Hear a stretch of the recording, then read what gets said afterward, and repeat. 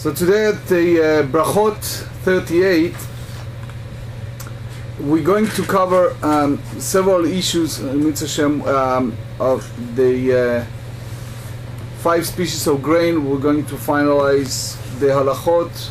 We're going to talk about the category of mei perot, some type of fruit juices involved with flour when it's come to halacha. We're also going to cover the whole issue of using on Shabbat a certain type of light medicine or supplement. And if time will allow, we go also to the whole concept of Passover, Pesach, certain vegetables and their categories, not only in the level of observance of Passover in a different category, but also the fulfillment of certain obligation during Passover. So it's all time allow. We start with 38. אמר לאביי לרב יוסף, היי קובה דארעה, מה הם מברכים על אילווי? So kuva de'ar'a, before we go to the kuva itself, which is the some type of flowers made on the ground, is the whole question. Imagine that you go to those stores and they sell you some small sweet rolls, they written on the cover borem min mezonot, or if you have a issue of some type of flour, but it wasn't made in the proper way for challah or for mezonot. It's like mixing up with different things, or if you have some crumbs that coming out at the stove, etc. So he said here, this kuva that made on the ground, מה הם מברכים עלי? מי סברת נהמה הוא, גובלה בעלמה הוא, ומברכים עלי בורא מן המזונות. So, the same question as we asked about small rolls, we can ask this question on many avenues. Why? Because the minute you involve in a little bit flour, you right away enter the domain of question, is that mezonot or something else. Can be shakol, can be even a motzi, depends. So let's think if we are 2-3 lines from the top of the page. So the one school of thought that you should make borim in a mezonot, and why? Because the butter that they use is very soft, and it's like some type of pastry. So soon you see the Magen Avraham, all the question that he asked.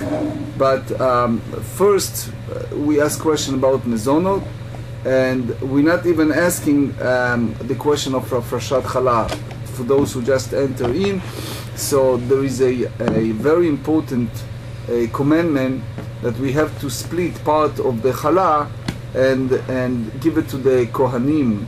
In nowadays it's a small portion that you burn. So is that applied to this type of food like kuva? So the answer, they try to say, Marzutra kava sudatei laveu berech ala motzi lechem min haaretz v'shlosh brachot. So Marzutra is a good example of someone who's basically took that as a regular bread, and since it's a bread, he with all the regard of making it a challah and everything else, he made it as a regular bread. So I always said, for those who are not so sure, take more than one roll, and then it's already, which we call yesterday kavasu, that or you establish a regular meal, and then you are out of all these troubles. You wash your hand, you do hamotzi lechem min haaretz, you eat it as a seuda, and you make a birkat hamazon, and done. Now, Mar Barashi, so Mar Barashi asked a question, and the person can fulfill with them, which means with the kuva bread, his obligation of if mata or Pesach. Ma'itama lechim onikar. Because in Pesach, what's the key? When we call matzah, we call it a bread of poverty. So this is not an established bread, because you eat it in subtype of meal, but it's not a full bread. You know, nowadays they're selling so many products that it's some type of snacks, that it's basically a meal replacement, and you see that in so many different packages. So you can use that as an example of this issue, like dura, like kuva, that you intend to eat this as a bread, but it's not what we said earlier, kutach. For those who are not familiar, yesterday we discussed kutach, which is a Babylonian spicy, that they made it look like bread. And I gave example yesterday of Indian food, or Indian some type of bread, which is not a regular bread. It looks like a regular bread, but the inside is empty. It's like look like a tunnel. I don't remember the name of that bread, but that's basically, it's bread, but it's not, especially those high spicy Indian food. So if it's just crumble, it's not considered bread. So you don't have the halacha of putting the tithe of Harshat Chala. So the whole concept of Amar le'Abaye here, it's a heavy machloket in Rishonim, it's a heavy discussion, because if you take a stove and you have on the bottom of the stove the flour with the water, so what do? Imagine you bake something in the stove and there's a lot of pieces on the bottom. Now you want to eat it as a meal. So you should make it a bracha, make a blessing, or it's not a blessing. It's what we call yesterday a gubla, which is a gibul. It's a combination of water and the flour only. So Marzuta tried to tell us that if you establish, and we said it so many times, you hear it to me until it gets deeply in your heart and mind, kovea seuda, which means that if you establish in your mind that this is not a snack, this is something that you're going to eat as a meal, so it changed the status from mezonos to amotzi, which means if you take a little snack and you eat it, it's basically, if it's made in this type of category, it's mezonot. But the minute you eat it and establish as a meal, it's going to be a meal replacement. So if it's a meal replacement, it's already changed the status from mezonos to very good. And then after the amotzi, what do you do after the meal? You make Birkat Hamazon. Now, when you use the term lechemoni, a bread of poverty, it means that you have in your mind to do what? Seuda, to eat it as a meal. So since you have the Suda, it's like a lechem, like a bread, you have to do amotzi. So, I want to dedicate like just a few minutes to deal with more practical halacha when it's come to this. We asked a question yesterday about hafrashat chalai, about taking a tithe, making a tithe for that bread. So the first question that most of the Rishonim ask is called tzurat ha'afiyah. How did you cook it? You have this type of tray and you put the food, right, and you make it like a little, whatever you call it, it's not really a kugel, but some type of some product of some food. Like a casserole of some sort. What? A casserole they call it when you make it. For example, casserole. So it's not a din of lechem. Now, how about kutach? You remember we discussed yesterday and day before yesterday, certain food, especially in ancient time, or maybe these days, someone came back from India and told me it's similar. They bake it with the sun. You know, in India there's certain location that's very hot. So sometimes you put, instead of putting it in a stove, you put it out, certain food, and the sun bake it, and now you eat it. So basically they hold originally that you have to do mezonot. Why mezonot? Because you don't have a frashat chala. You just make a little something, right? But it's gzeira de rabbanan. The rabbis make a decree. That decree is in order to not mix between mezonot and amotzi. I use the language of Shulchan Aruch, which said, "Kedei shelo yavo lit'od b'ma'afetanu," in order to avoid that they don't consider that as they cooking some food in a stove. So they make it din of hafrashat chala. You have to make it hafrashat chala, but that's gzerat chachamim. So here is the argument. According to the Torah, midoraita, even that it's made by the sun, not by you cooking it in a stove. Anything, kol davar shenaseh la'achila, anything that is made for some type of meal, so midoraita, he should make the amotzi, he should make a frashat chala, midoraita, it's also taking a tithe. Now, what happened here is what we said yesterday, the idea of limudim, make it in a shape like a board. So the minute you make it in shape like a board, we hold that you not really care for that, which means you don't make it as a real seuda, as a real meal. It's not considered as a bread. So you just make those, like if you look what Larry made the day before yesterday, those small, it's not really a meal, those all kind of pieces left over. So that's the point. The minutes you basically, first point is the minutes you cover suda, number one. Number two, the whole idea of afashat chala, it's if it's under category of regular bread, of regular lechem. So any of the five species of grain, because things like rice flour and corn flour and potato flour are... It's not considered bread. Yes. Right. But again, you have to know that it's an argument, because some Rishonim hold that people mixing. You remember we discussed yesterday Rabbi Yochanan ben Nuri and the whole idea of Pesach, that people mixing between rice and the five species of grain, and Ashkenazim not eating kitniyot as a result of that, because of the whole idea of mixing between all of them. If you make bread just with rice flour, that will be considered bread, right?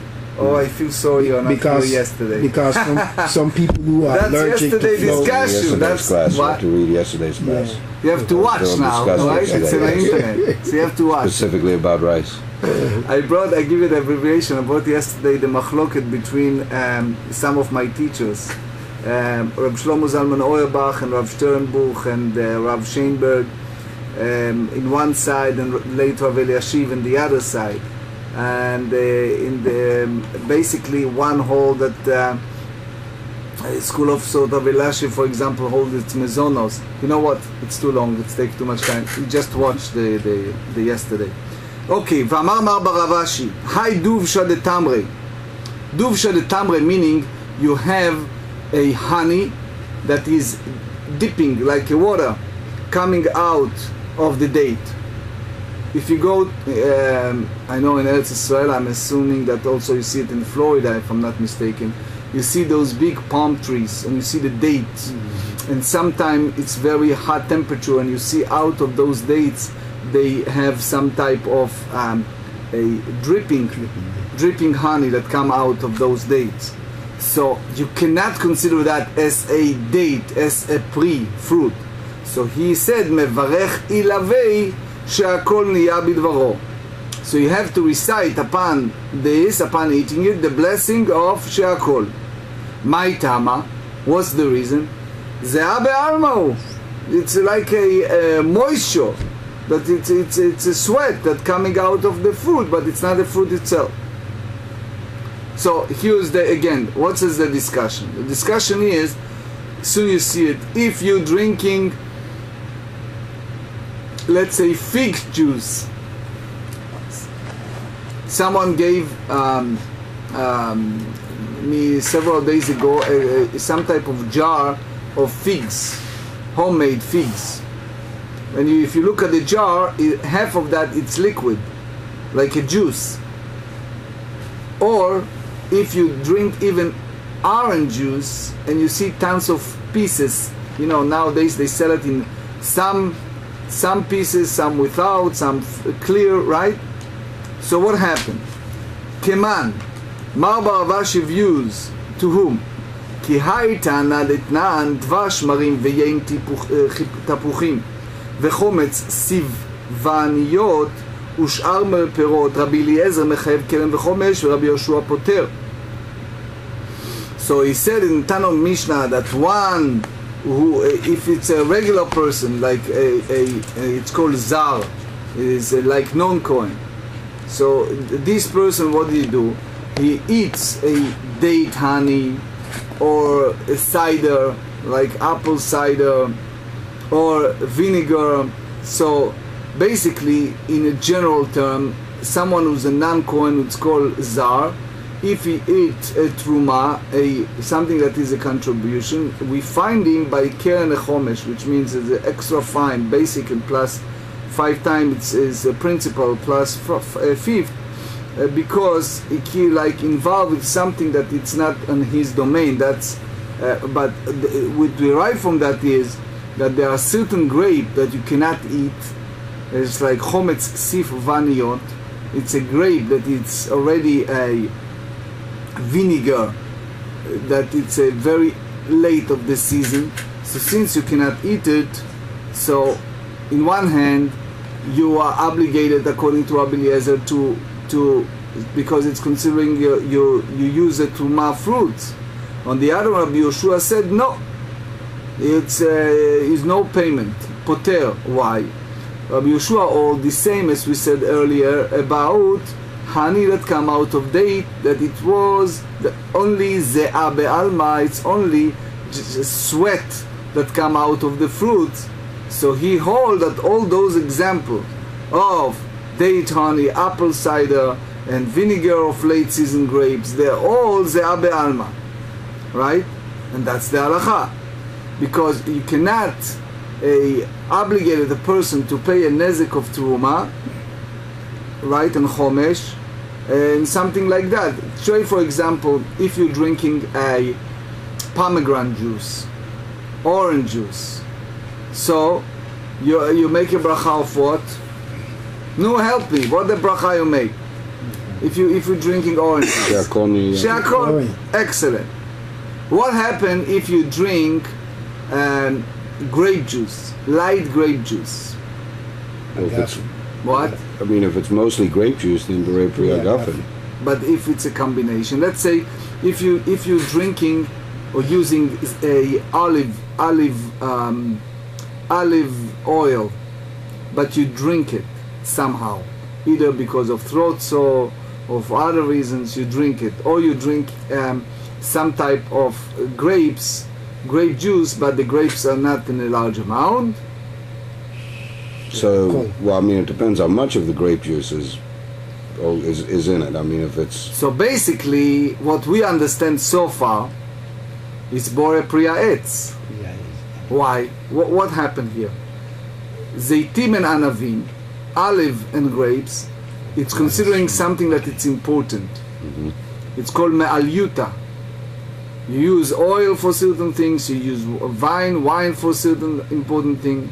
So therefore, it's Bore Priya Etz. Now, you see all the discussion soon. Amar lehu hahu merabanan leravas. Later I'll bring all the final halachot. We just first want to see the discussion. Trima mahu. What is the law in regard to trima? So here we explain that trima, Rashi said that it's a solid that been somewhat crushed, but it's not fully mashed. That's one way to understand. There are others who are a little different, but here lo ava date de Rava Maika amarli. So Rava did not understand what his students was saying, which means, what does that mean to Rima? Yativ Ravina kamei de Rava amarli de shum shumei kamart, or the kurtemei kamart, or the futzenei kamart. What are you talking about? They bring him an example, like a saffron or grape pits. What exactly you meant? Adehache vehache ask Rava ledate. So meanwhile he went to the great Rabbah and he asked him the question. Amar lei chashilta vadai kamar. Surely you talk about something at chashilta, that you smashes, right? Ve'adkartan milta had amar Ravasi. And you reminded me what Rav Asi said, that what? Hai tamrei shel truma. If you have a date that was a contribution for the Beit HaMikdash, you take those dates, mutar lasod mehem trima v'asur lasod mehem sheichar. You can make trima out of them, but you cannot make them a beer, right? Because the halacha is that truma can eaten only as a tahor, but not when it's a smash, when it's a crash, you cannot eat it. והלכתה תמרי ואבדנינו תרומה ומברכין עלי ובורא פרי העץ. So the law is that you take the date and you make it a trima, you make borei pri ha'etz. Mai tama? What's the reason? B'miltayu kaimei kedemeikara. When you have it a katush, it's already borei pri ha'etz. Like so now what? Like applesauce? Excellent. So now I ask you a question. If you wash your hands for a motzi and you eat a meal, regular meal, surprisingly, they serve you with applesauce at the middle of the meal. You didn't expect it, it wasn't on the menu, etc. Do you make a separate blessing for that or not? I do. Yes. Yeah. Yes? Why? So it's not so simple. There is a concept that's called davar haba b'seuda, that it's part of the meal, somehow come with the meal. So it is a machloket if that type of applesauce came as a fully smashed, like applesauce you see in those containers, or applesauce that come with a lot of slices. So, for example, Hasidei Gur, the Gerach Sidim, just an example, they are very strict, if that happened, to ask to get a full regular apple. And they take that apple and make borei pri ha'etz, and they meant also for the applesauce. But the key point is, you can argue, and you said, since you said they are motzi, and it's a davar haba b'seuda, it's come toward the meal, and it's fully smashed, and you don't see a small slices, so why you need to make a separate bracha? Okay? Back. Shatita. Shatita, again, Rashi said, Shatita, it's dish made of flour of kernels, and you make it, and it's still moist. So Rav Amar she'akol niya bidvaro, u'Shmuel Amar borei minei mezonot. So, because it's a machloket here, I want to elaborate on that because it's a lot of halachot lemaaseh, it's a lot of practical halachot. First, let me share with you something from the Shulchan Aruch, Kuf Samech Chet, 168. It's a very important halachot, so I need to go there and share with you some point. In Kuf Samechet, they ask a question in the title, over which class of bread should one make the blessings? So he asked a question, what happens if you have different situation, they have some type of for example, bread that it's ready and bread that it's not ready. So he hold that, wait a second, let me find it, something that here.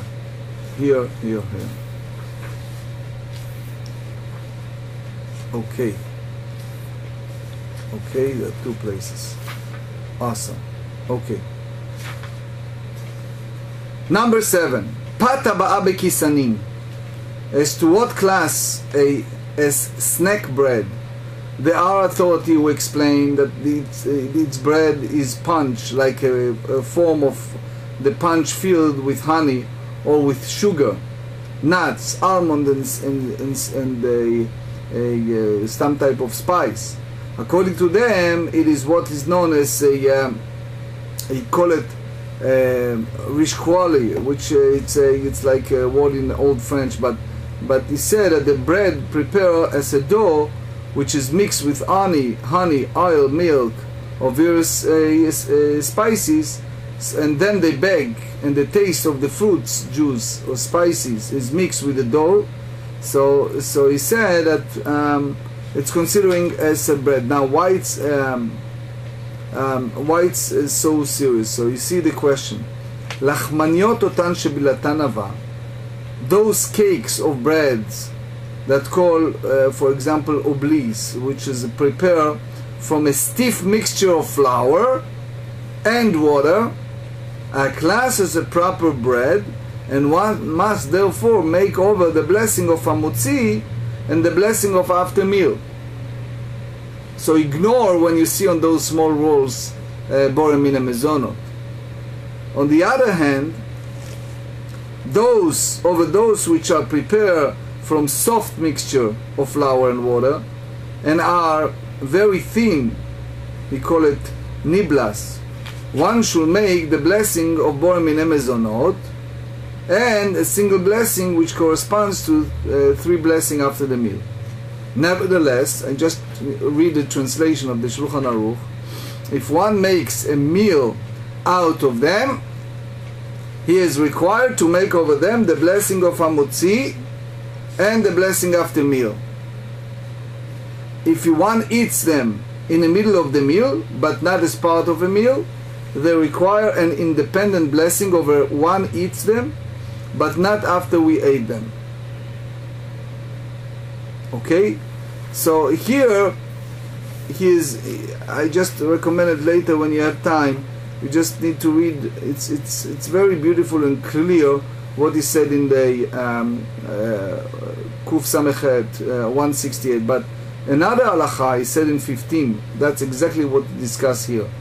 Trokanin over terokanin, parenthesis, which is made by making a hole in the oven, into which one puts flour and water mixed together, which is then baked there. Remember, like the Indian one.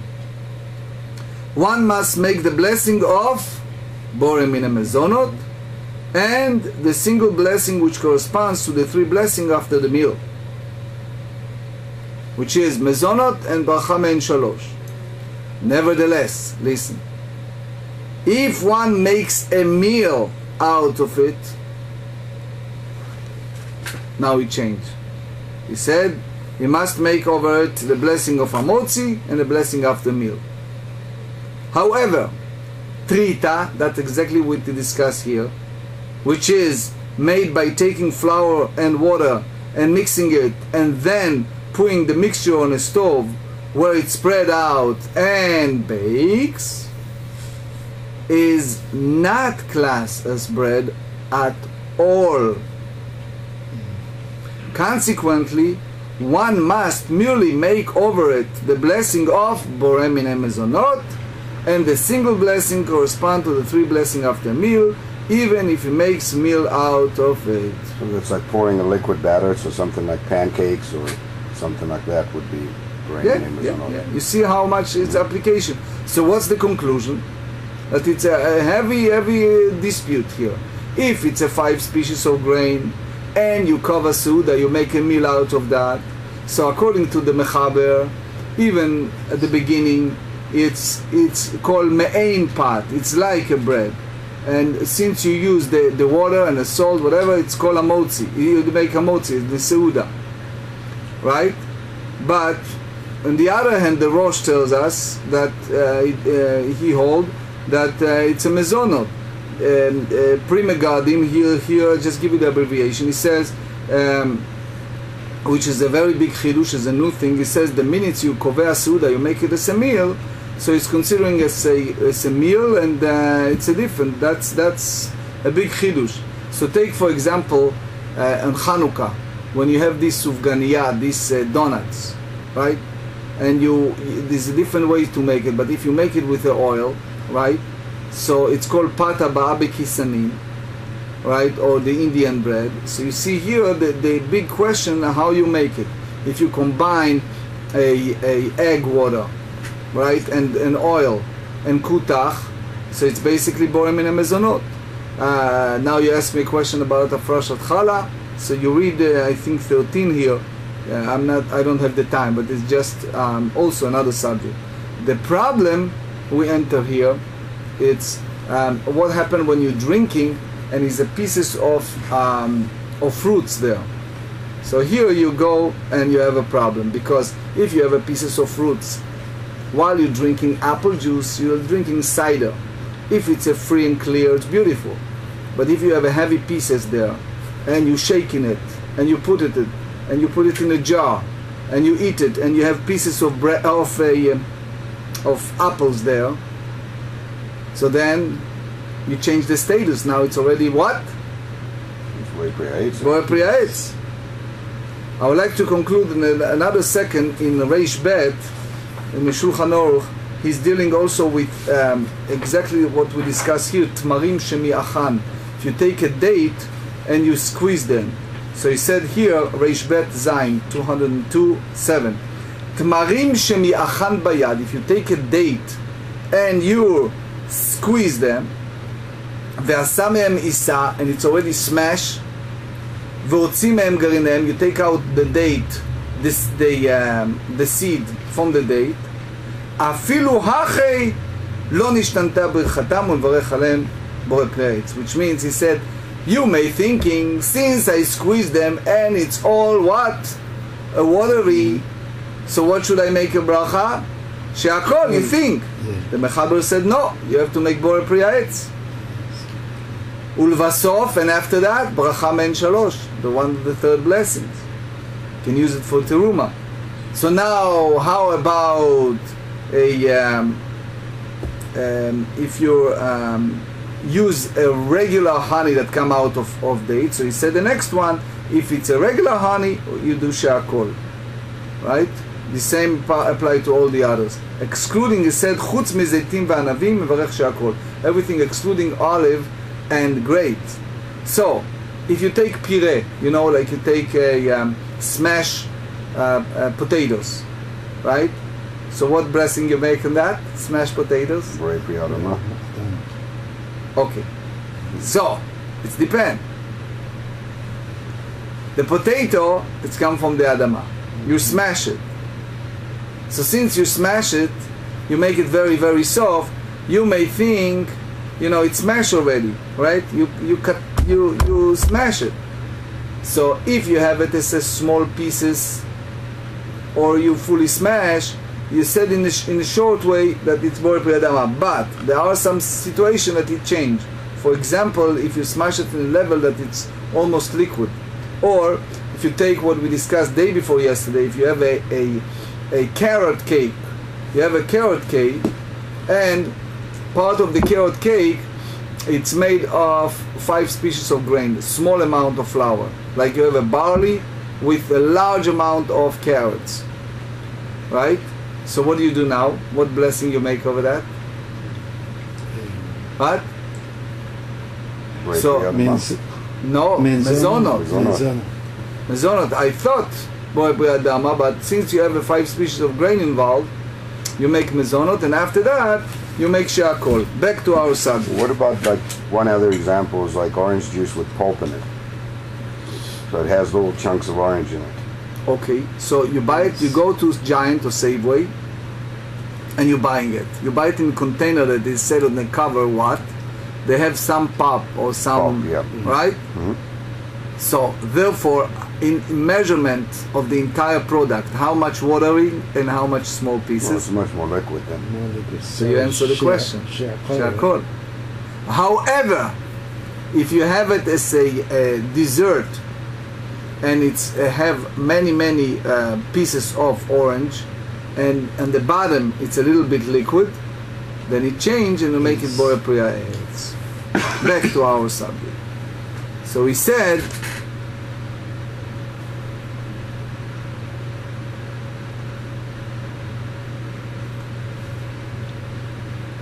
Shatita, what blessing you make on Shatita? So we explained that Shatita, it's a flour, right? We explained that dish made of flour, kernels with the toasted while still moist. So Rav אמר שהכל, שמואל אמר בורא מן המזונות. אמר רב חיסדא, ולא פליגי, באהבה, ברגעה, אבל לאכילה הבדלה, רבה לרפואה כהבדלה. So if you take a fresh flour and you dry it, okay? So the minutes that is a thick, right? It's different category than when it's a loose. So he said if it's ava, if it's the thick, so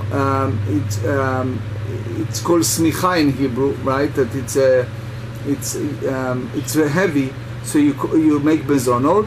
But if it's soft, very soft, it's like loose, you make she'akol. Aval ha'achila avdela, raka l'refuah avdela. Now he explained. He says, thick shtita is made for eating, usually for what type of eating? It's a 5 species of grain. Raka, loose, you use it for what? For usually it's a medicine. So what we explained several days ago, when it's come to medicine, you have ana'at achech, you have the joy of the throat, and therefore since you have to make a blessing, you make bohem in a mezonot. Mativ Rav Yosef challenged us, ושווים שבוחשים את השטות בשבת, ושותים זה יתום המצרי, ויסגל התך לרפואה כמכוון, רפואה בשבת משערי. So Yosef asked a question. He said they all agree that when you use the shatut on Shabbat and you can drink zeitom mitzri. Zeitom mitzri is like, in our language, is very similar to prune juice. So what happened to that prune juice? There are some sick people that are drinking it for healing, but there are people who have some issues with their digestion and they use it to ease it. So it's called in a category mashke meshalshel, that someone that creates some type of diarrhea or some type of ease, a constipation. So here is the question. We're not supposed to involve with medicine on Shabbat. So here you see a machloket even on Shabbat. Why? Because if you tell me that you make it for the purpose of medicine or some type of therapeutic, do we allow the therapeutic things to do on Shabbat? Okay, so let's explain it a little bit. The whole idea of the kavanah, what we think when you eat it, when you eat this type of thing, so you drink it, so you know that it's also help to heal you. So there is a gzera derabanan, it's a decree from the sages that you allow. Why? Because they call it lo michze lerefuah. The prune juice, for example, it's not made as a medicine. You can go to any store and you buy a prune juice. The reality is that people told me, or people said that people who drink it, it helps them in the digestive system. Okay? Mm-hmm. So because it's lo michze lerefuah, it's not appear as a medicine. Therefore, you can do it on Shabbat. You can drink it on Shabbat. Okay? What about people who have medication and things like that on Shabbat? Depend what medication. If you talk about this issue of constipation, no. So something that it's it's not look like medicine, and the regular people, healthy people also drink it, it's not a problem. Regular medication, so if the doctor prescribes medication, a person should take it on Shabbat. That's not the question. The question on Shabbat is when you need to do some type of, for example, we discussed yesterday the preparation of certain medicines, some emanim, all kind of situation. We have different category. If it's a serious, life-threatening sick person or not, what exactly is status? You have to ask a specific medicine, a specific question. Amar le Abaye. Abaye said to Rav Yosef, "Ve'at lo tizbera." So you yourself not hold that loose shitza. So allow on Shabbat. ואתנן כל האוכלים אוכל אדם לרפואה בשבת וכל המשכין שותה אי אלא מה יתלך לנאמר גברא לאכילה כמכוון הכנה מגברא לאכילה כמכוון. So basically what he said here, that all these type of eating a person can do it on Shabbat, therapeutic, and it's the same drinking. So what you get is that the person have intent to do what? To ingest the food or drink the purpose of eating. So the same here in the loose shita. So a person intend to ingest the loose shita for purpose of eating, the therapeutic purposes. So again, so it's not michzei lerefuah, so it's not look like for healing, so it's fine. Lishnach in another version. Elamai itlach lemeimar mei, you say that what? Gav alachila kamechaven urefuah kamemei lakavya. You have in your mind to eat. By the way, it heals you. That's good. Someone showed me yesterday a coconut oil. The cats, they sent me a special email with description and all kind of research. You know, in this country, every 2 seconds you have a new research that contradicted the previous research. Mm-hmm. The last research tells you that coconut oil is terrible and it's a cholesterol and it's a terrible thing. Now they come out and they said, no, the opposite is very good, it's very healthy for memories, and they improve the HDL. It drives you meshuggah, you know. It's like you think about water. You use all this advertisement, endless advertisement. The water is good to you, and then they come out and say the water is so polluted and so bad and create deterioration. It drives you meshuggah, all this. But yesterday they come out with this. They said that the coconut oil is very healthy, you should do. So what happened is this. Imagine a person have an issue with memories. He is drinking the coconut oil, and by the way, he liked it, and he claimed that his memory got better. Right? By the way. So here what we said, that the person intend to ingest the food or drink the purpose of eating. And by the way, the therapeutic effect occurred automatically. Right? So he intend to eat, and by the way, he has some type of therapeutic help. So if it's a therapeutic therapy, now we need to use, the ruling is necessary. Why? Because what we said, so if you say that he intends to eat it, and the refuah, the therapeutic effect is automatically, so what do you think? If it's refuah, you make what? You enjoy it, right? You have to do shakol. You may think, if his original intent is to do what? Only therapeutic healing and nothing to do with food eating. So maybe you should not make a blessing at all. Kamash melan, therefore Rav inform us and tell us that what? Kevan deit lehanaa minei baruche. What we said so many times, that you cannot enjoy this world without making a bracha. So because a person derive benefit from that, which is the benefit of joy, so you need to make shakol. So the Mishnah said, the Gemarah discussed now, that for the bread you make hamotzi. Tanu Rabbanan, the Rabbi said, Ma'u omer hamotzi lechem min haaretz. Rabbi Nechemia omer motzi lechem min haaretz. Bringing motzi is like bread from they have the hey, the prefix of the hamotzi, without the prefix hey. Amarava, b'motzi kule alma lo pligi de apik mashma. When you use the word motzi, meaning that it's a Hebrew forth, which is a past tense. Dichtiv el motzi'am mitzrayim. When Bilam said in the book of Numbers, Hashem bring him out of Egypt, they use the word motzi'am, right? So kiplige, what is the dispute? Kiplige behamotzi. They disagree with the hamotzi. Rabbanan savre hamotzi de apik mashma. Hamotzi with hey, meaning he pull it out. Dechtiv hamotzi lecha mayim mitzura chalamish. That when Moshe Weisblum told the Israelis, said that addressing them, and he said that they after 40 years Hashem brought them water from Tzura Chalamish, from a like a well of water. So hamotzi, it's bring forth is like a past tense, and you see here Rashi said hamotzi lecha mayim ukvar otzi, that Hashem already did. ונכמיה סבר המוציא דמפיק משמע, המוציא is bring forth, שמר המוציא אתכם מתחת סבלות מצרים. So Rabbi Nechemia hold, Rashi said שעתיד להוציא, that it will be in the future.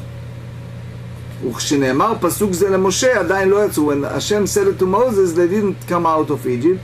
והמוציא לך מים עדיין היה מוציא כל ימי אותם במדבר. But the other one is the coming out all the time that they're in the desert. So again, you talk about past tense versus present. Now, think about it. When it's come to food, how you do it. You first make the bracha and then you eat, right? So you talk about something that will happen. But this bread that you're about to eat came from originally pulling a bread from the earth, right? So that's the question. So that's the reason of the hey, the prefix hey, the discussion. V'rabanan. That's what the verse meant when Hashem said to us, Kad mepikna lechu. Soon, I'm going to take you out of Egypt. Avidna lechu milta. I'll do all kind of great miracles for you. Ki hecha deyaditu, so you will know the anahu, that I am the apiket yetchon mitzrayim, that I took you out of Egypt. Dichtiv, because it's written, Vida'atem ki ani Hashem Elokechem hamotzi, because you should know that I'm your God who bring you forth from Egypt. Mishtabchin le Rabbanan le Rabbi Zera, et bar Rav Zvid, achua de Rabbi Shimon bar Zvid. The Adam gadol hu b'baki b'brachot hu. He's a great man, that he's very erudite, he's very expert in the law of blessings. One of the my Rabbein is Rav Yoel Schwartz, that blessed him with many years. Also the late Rav Mordechai Eliyahu. They wrote books with endless pictures and explanations of each and every blessings, the source, the purpose, and the proper use in different conditions. For example, yesterday we discussed rice when you combine it with meat, and the rice is secondary and the meat is primary. The law of Berachot, it looks simple, but you have to be expert to know the process, to understand the process, to know how it was served, right? To know the combination of serving. It's not so simple. So here he talked about the great Rav Zvid, that said they said that Rav Zera praised a son of Rav Zvid, right? The brother of Rabbi Shimon, the son of Rav Zvid, that he was expert. Amar lahem, Rav Zera said to them, Lechshe'avo liadchem aviu elai. When this guy is like walking computer, bring him over to me. Right? I want to ask him some question.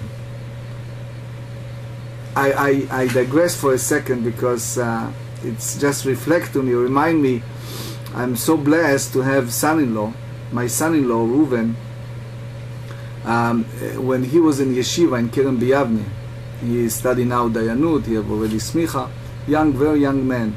So I remember when they was engaged and they talk about going to different location. My daughter needs to finish at those days the nursing school, and he needs to move out of yeshiva. So the Rosh Yeshiva, Rav Kav, said at that time, we are losing our walking computers, because Reuven was so familiar with so much halachot that anytime they have a question, he can give you the exact quotation without any book. It's a matter of fact that 2 years ago in Pesach, he was here, and it was a complicated question of Avelut that came at the second day of Passover, and he was just listening to a conversation, and when there was a little break, he just grabbed the book and he showed me the exact siman and the seif, which means that he was so early that there are some rabbi, like one of my rabbeim and friend, Rabbi Yaakov Chaim Sofer, that it's like walking computer. Rabbi Ovadia Yosef, there are certain people who are very early. So there's also in the specialties. Here we're talking about someone who's specialized in Berachot. So he asked, and he said, when he come over, bring him over to me. Zimna chada ikla le Rabbi. So one time he visited Rabbi Zera. Apiku le rifta. They brought out bread for him. Okay, so patach ve'amar amotzi. So he began reciting on the bread, and he said amotzi. Amar, zeu shomrim alav d'adam gadol u'baki b'brachot hu? You tell me that he make a blessing of amotzi, and you tell me that he is so familiar with brachot? Bishlama, if you tell me I amar amotzi. So he said, in other words, this is the person that whom they said that he is a great man, an expert in blessing. Granted that he recited amotzi, ashme'in and tama, I will have understood that he thereby taught us the meaning of the verse Vashminan di ilcheta kirabanan, which means the verse that we brought out of Egypt, and it thereby taught us the halacha is in accordance with the opinions of the rabbis. אלא דאמר מוציא מאי כמשמע. However, when he teaches us by reciting a motzi, so everyone agrees that one fulfills his obligation when reciting a motzi. So the Gemarah explained, Ve'iu de'avad lapuki nafshe miplugta, that this son of Rav Zvi did this in order to preclude himself from taking side of the dispute, which means he preferred to phrase his blessing in a manner of appropriate according to all opinions, rather than teach a novel concept which is not universally accepted. Vehilcheta, so the Gemarah concluded that the halacha is hamotzi lechem min haaretz dekam ela kerabanan de'amri de'apek mashma. That the halacha is that the person should make hamotzi, right, bread from the earth, and he should, according to upon the rabbis who said that they also mean who brought forth. So the halacha, it's a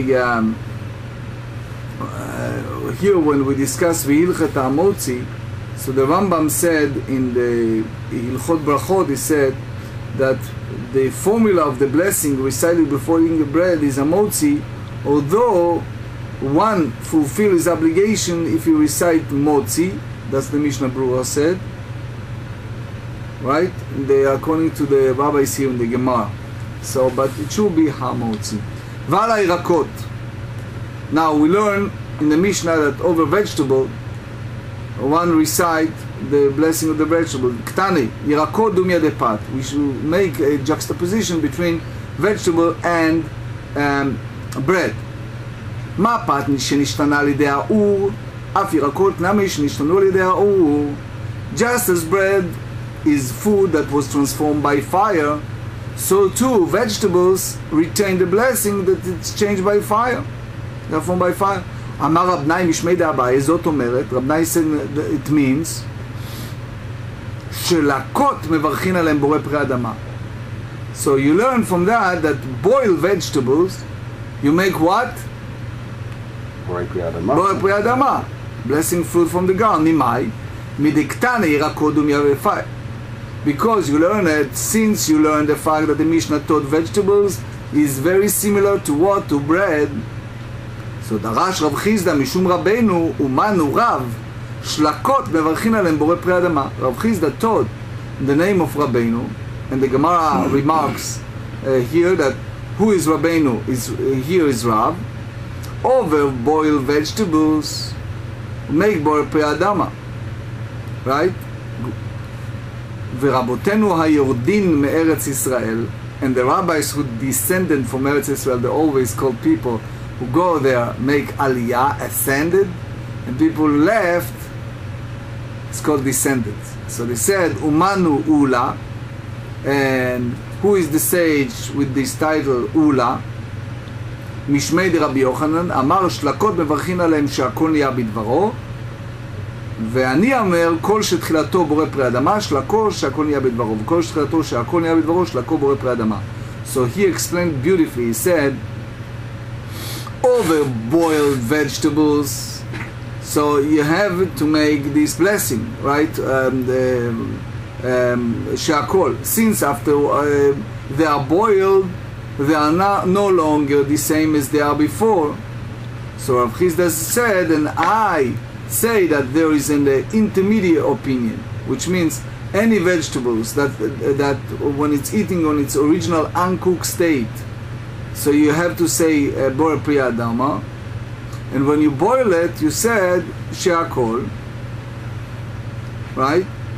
And why? Because he holds that the boiling damages the quantity, which means that those vegetables, when you boil them, they're changing their size, they're changing their quantity, right? So he said, therefore, and any vegetables that when you're eating, when it's the original uncooked state, so he holds that you should make She'akol, but Shlako, when you boil it, you make Borei Pri Adama. That's not the final halacha. Now you see the discussion. Bishlama, you granted that any vegetable, kol shetchilato she'akol niya bidvaro shlako borei pri adama, if you eat it its original uncooked state, you make she'akol. When you boil it, you make borei pri adama. Mashkachet la bechrava vesilka vekara. So that's applied to cabbage, the chard, the pumpkin. Why? Because it's virtually inhabitable raw, and boiling, what happened? It renders it edible. Ela kol shchilato borei pri adama. However, under what circumstance can you find a case when any vegetable, when eaten its original uncooked state, one said borei pri adama, shlako, when you boil it, you make the she'akol. Heicha mashkachet la. When can you find it? Situation like that? Amar Rav Nachman bar Yitzchak, mashkachet la betume vekarate. It's a case of what? Garlic and leeks. Darash Rav Nachman mishum Rabbeinu Manu Shmuel. Shlakot. Shlakot is like boiled vegetables. Mevarchim aleim, make the bracha, borei pri adama. וחברינו יורדים מארץ ישראל ומנו אולה, משמעאל רבי יוחנן אמר שלקות מברכים עליהם שהכל נהיה בדברות. The other one disagreed and he said you have to make שהכל. שהכל is, as we explained many times, is a very general. ואני אומר, by the way, when you use the term our friends, our colleagues from Eretz Israel, it's both expression, our rabbis who descend from Eretz Israel and our colleagues who descend from Eretz Israel, it's referred to Ula. Rav Chizda, due to his humility, referred to him as our rabbis, but Rav Nachman, who was a father-in-law, so it's considered himself as Ula equals, referred to him as our colleagues. Just on the vegetable, so if it's something that you would normally eat raw, when you're saying it raw, you would say borei pri adama. Like carrot. Like carrot or lettuce. But the minute you drink a carrot juice, you say what? She'akol. But what about like whole cooked carrots? Excellent. You tell me. I would say borei pri adama. That's exactly what we discuss here. Mm-hmm. That's the argument here. So any cooked vegetable, as long as it still retains its... I'll read the halakha in 2 minutes. Okay. Just let's finish here, because we want to go first the discussion. ואני אומר במחלוקת שנויה, Rav Nachman remarked, and I said it depended upon a thought of early, the time of the Tanaic dispute, the Tanya. יוצאין ברקיק השרוי ובמבושל שלו נימוח דברי רבי מאיר. They said one fulfill the mitzvah, talking about the matzah and Pesach. So they said one fulfill the mitzvah of matzah with wafer soaked in water, or with one of that is boiled, as long as it's not dissolved. That's what Rab Meir said. ורבי יוסי אומר, רבי יוסי said, יוצאין ברקיק השרוי אבל לא במבושל אף על פי שלא נימוח. He said one fulfill the mitzvah with the soak water, but not with one that is boiled over it, that it's not dissolved. So, in other words, Rav Nachman concludes that the dispute with regard to boiled matzah, so it's a very large dispute with regard to boiling in general. So, veloi, so that's approach rejected. The Gemarah said it's not so. Why? The Kule Almat, everyone agreed, shlakot mvarchim ala borei pri adama. Boiled vegetables, you have borei pri adama, ועד כאן לא קמה רבי יוסי אתם, אלא משום דבינן טעם מצה וליקה. The reason that Rabbi Yossi said here this halacha, that one fulfill the obligation of matzah if it's soaked, but not if it's boiled. There, because in order to fulfill the mitzvah, we require the state of matzah and veleika, and it's lucky. Avalacha, however, here, afilu Rabbi Yossi modeh, what? That boiling vegetable does not damage the qualitativity. So now the halacha, so the Shulchan Aruch and Orach Chaim 205 said that shlakot, that boiled vegetables, before eating a boiled vegetable, which is eating both raw and cooked, one always recite the fruit from the ground, borei pri adama. Before eating a vegetable, normally eating raw, if it is cooked, you recited that the she'akol. Before eating a vegetable, only eating cook.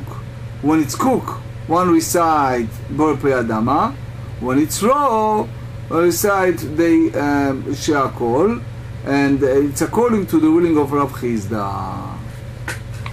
Another halacha, the Magen Avram said that Rakik Sharui bePesach, a soak wafer on Pesach, so one fulfills his obligation b'diavad, after the fact, on the eve of Passover with unleavened bread soaked in water, which means in the case of the, let's say, someone who's old or sick person, so he said b'diavad it fulfilled the mitzvah.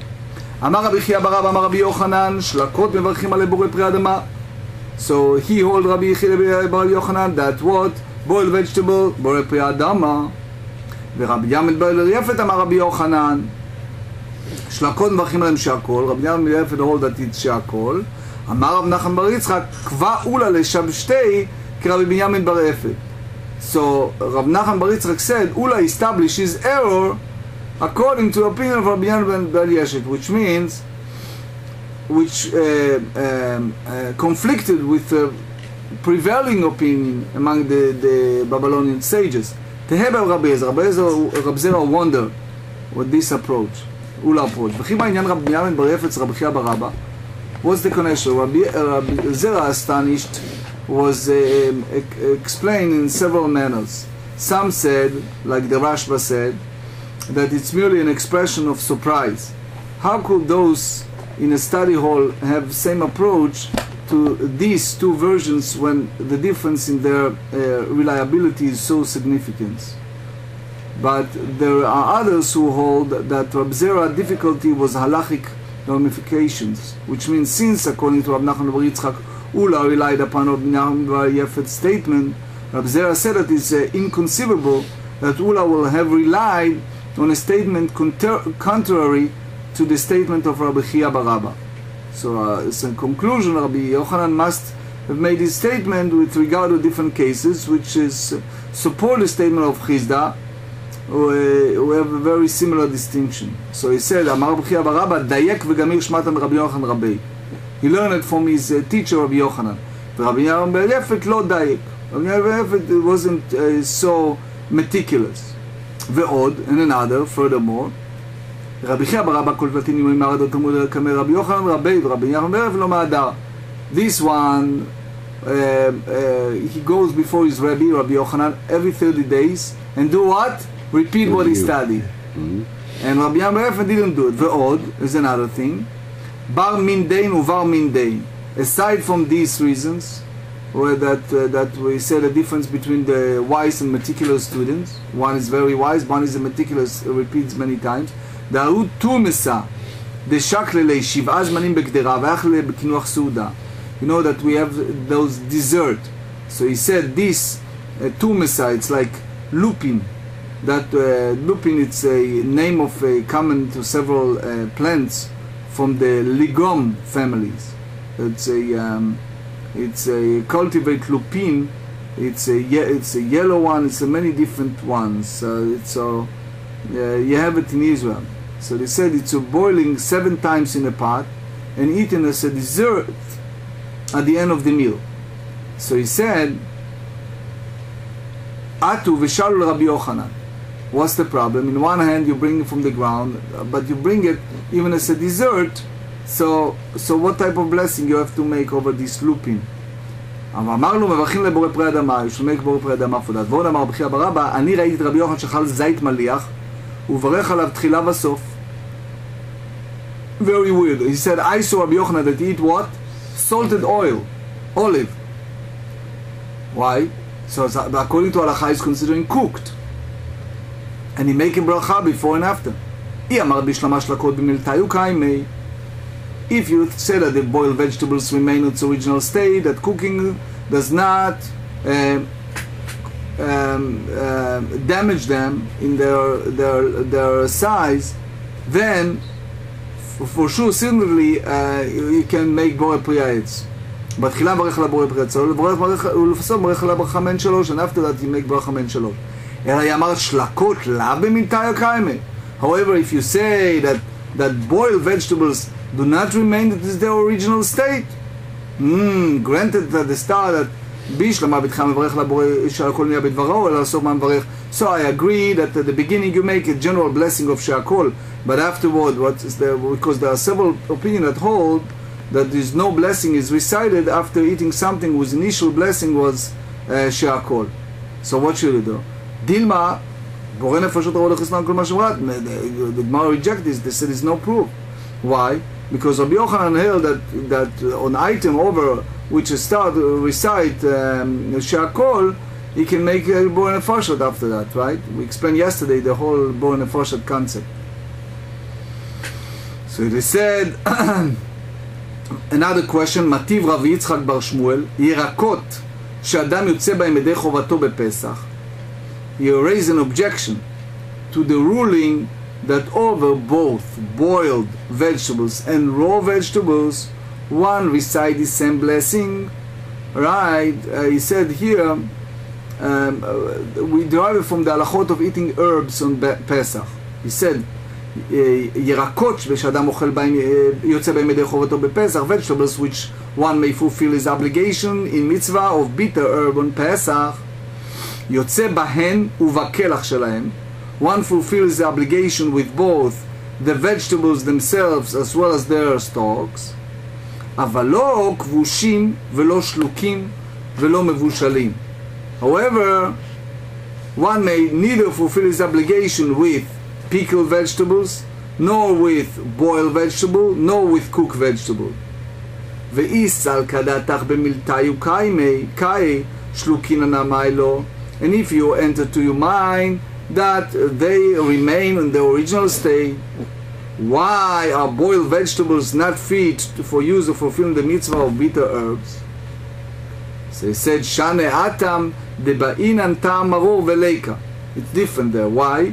Because when you have the boiled vegetables remain in the original state, we're required to taste the bitter herb, and it's lacking. So there is no proof that boiling damages the vegetable, the amount. אמר לי, רבי ירמיה, לרב זי, רבי יוחנן הרם מברך על זית מליח. הוא back to a question, how come Rabbi Yochanan make a bracha over salted olive and after ate it? So he said, כיוון דשקילה לגרעיני בצר לי שיעורה.